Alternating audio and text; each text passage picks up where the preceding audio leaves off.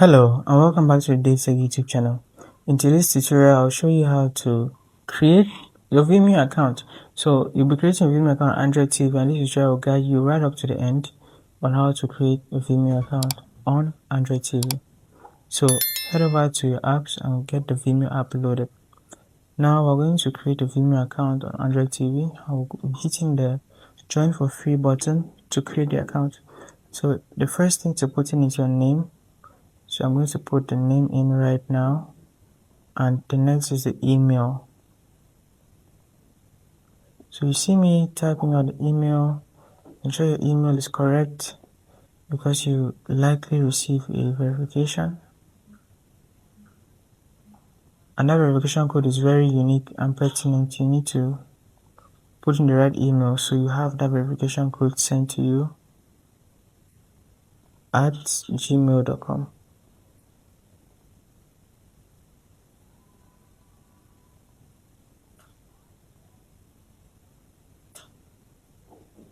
So I'm navigating with my mouse so it's easier. You can navigate with the remote. We're just going to take you more time. So if you want an easier interface experience, you could use your mouse. So you could click on join here with that information and you have your account created. Alternatively, you could continue with Google and just have your account created using your Google account.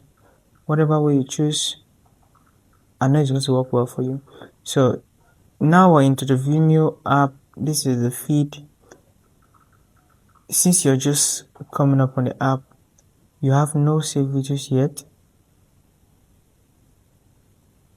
But as you use the app, you'll be able to like videos, put things under purchase, save, and even download. So all those things will be saved under the saved folder below at the bottom right. So if you go to the bottom and click on save, you find everything you have done in terms of history, offline, dislikes, likes, purchases, and what you have saved under watch later. The next bar is used to search. You can search anything on Vimeo. Just click on this, a keyboard pops up, and there you are searching. You can also manage the different libraries and see analytics. So your performance, or the performance of their videos, or the performance of the content you're looking at is going to be summarized here. So click on this to navigate, look at the views, the impressions, the view rate, and views by the link.